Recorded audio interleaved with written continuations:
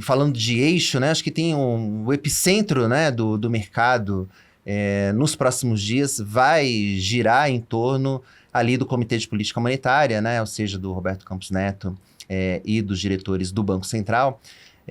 Existe uma expectativa, né, de que a Selic se mantenha estável, né, que o ciclo de cortes termine agora, nessa quarta-feira, que o BC decida pela manutenção dos juros.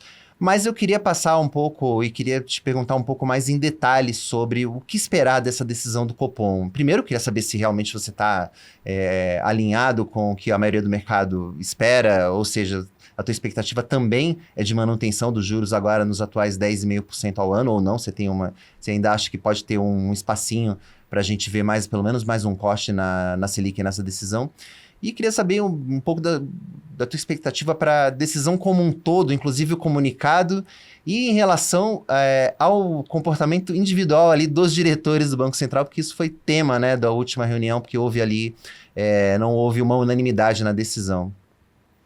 Vinícius, a gente tem observado com bastante cautela toda a evolução dessa discussão aqui no Brasil. Acho que é importante a gente contextualizar algumas coisas, né?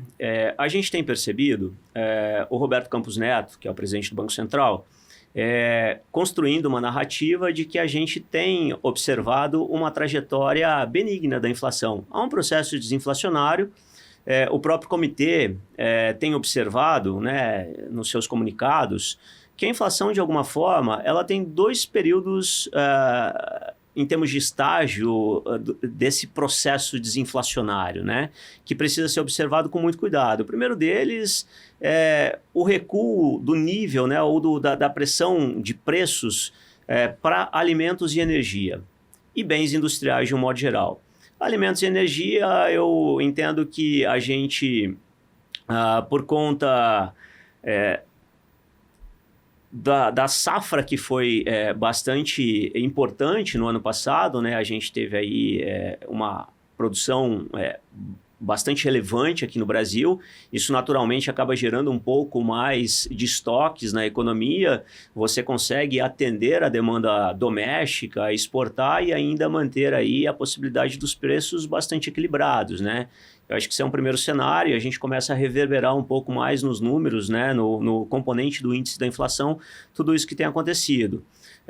Questão de energia, eu acho que o Brasil tem uma matriz bastante diversificada, com bastante suficiência para atender a demanda local, então isso naturalmente acaba tirando um pouco de pressão nesse componente dentro do índice, né?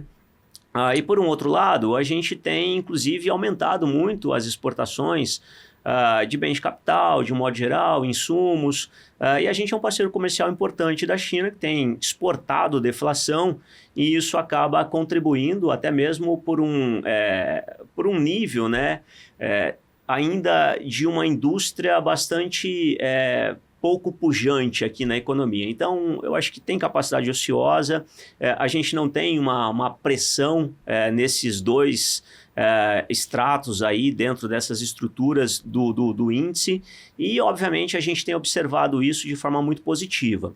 Mas existe um outro estágio de desinflação que ele ainda não foi observado, que é a questão da inflação de serviços, né? A gente ainda está ali na casa dos 5% aproximadamente.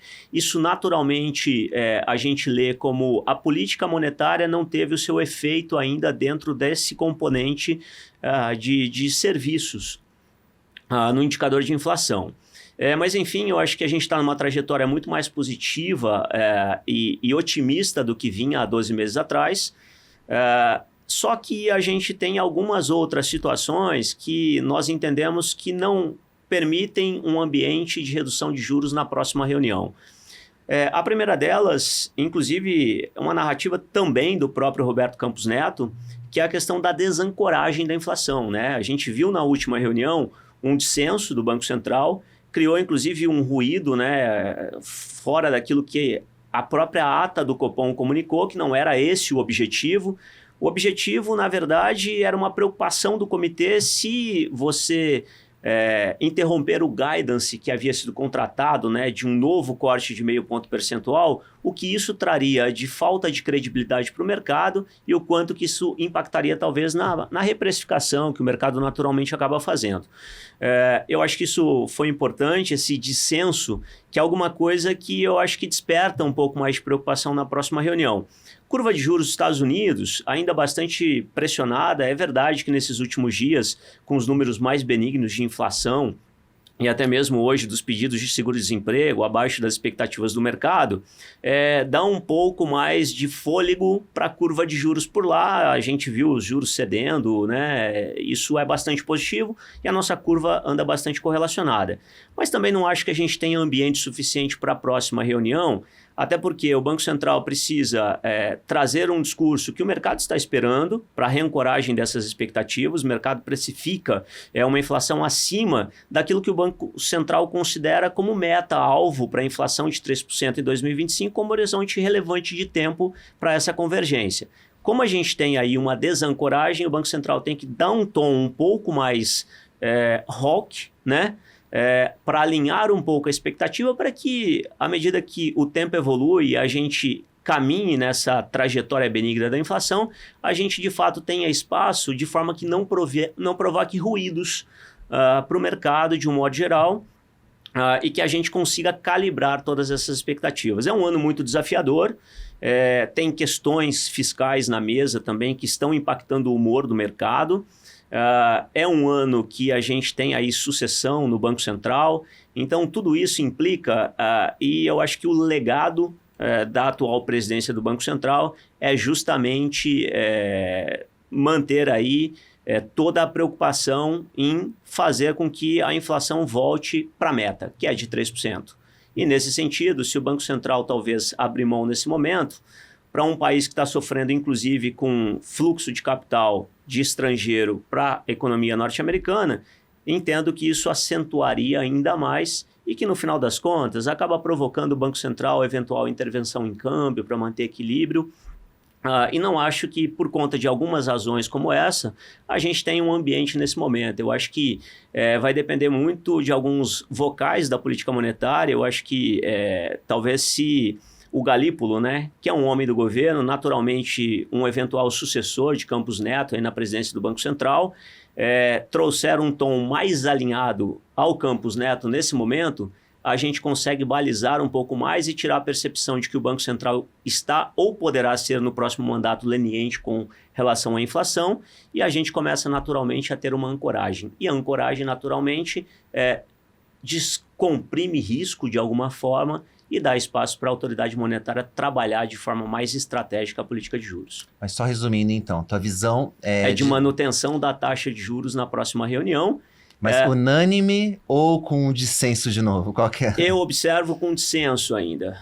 Não consigo perceber um corpo muito uníssono aí nessa questão da decisão da política monetária. Mas eu imagino que talvez, pelo menos o Galípolo se aproxime mais de Campos Neto na próxima reunião, até por conta de todos os ruídos que surgiram. E, assim, acho que temos espaço para, na melhor das hipóteses, mais um único corte de juros esse ano de 25 pontos base na taxa básica, trazendo para 10,25. Taxa Selic abaixo de 10%, a gente não tem condições, em termos de ambiente, de coisas não só de fundamentos estruturais, mas eu acho que um pouco mais de um ambiente exógeno, principalmente relacionado à curva de juros americana.